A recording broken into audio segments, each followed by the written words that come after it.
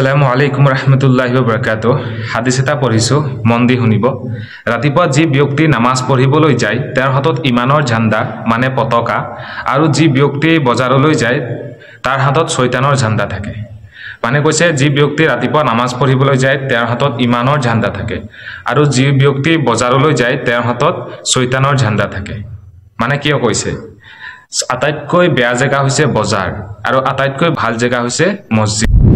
hello' ময়াৰসাত ৰাতি বৰষুণ দিছিলে আজিৰ পৰা দিনতো কুঁৱলী পেলাব আৰম্ভ কৰিছে জুইৰ হেক লবলে হৈছে দেই আৰু ৰাতিপুৱা চাহ বাগিচাৰ ফালে আহো চৰাই চিৰিকটিৰ মাত শুনি বহুত ভাল লাগে এইটো পৰিৱেশ ক'ব গ'লে প্ৰায় নাইকিয়াই হৈ গৈছে তাৰ পাছত আহিলো দেওবৰীয়া বজাৰলৈ চব্জি বজাৰ কৰিলো মাছ ললো এক মোনা বজাৰ কৰি চাইকেলখন লৈ ৰাওনা হলো ঘৰৰ ফালে আৰু বজাৰৰ পৰা এটা বেগী ট্ৰেক পেন আনিলো তাৰ পাছত ৰঙা চাহ বাতি আৰু খাজা খাই ওলালো মছজিদলৈ আলহামদুলিল্লাহ নামাজ আদায় কৰি ঘৰ আহি দেখিলো মাছৰ তৰকাৰী বনি আছে কি ধুনীয়া গোন্ধ ওলাইছে কিবা ভাল বস্তু থাকিলে নহয় মোৰ ভোক বহুত লাগে মাছৰ তৰকাৰী বেঙেনা ফ্ৰাই দি দুপৰীয়াৰ হাঁচটো খালো দুপৰীয়াৰ হাঁচটো খাই বহুৱে আসৰৰ টাইম হৈয়ে যায় আলহামদুলিল্লাহ আসৰৰ নামাজ পঢ়ি আহিলো ক্ৰিকেট খেলিবলৈ আজিলে ইমানখিনিয়ে আকৌ লগ পাম পুনৰ এটা ভিডিঅ'টো যদি চাই ভাল লাগিল ফলো কৰি যাব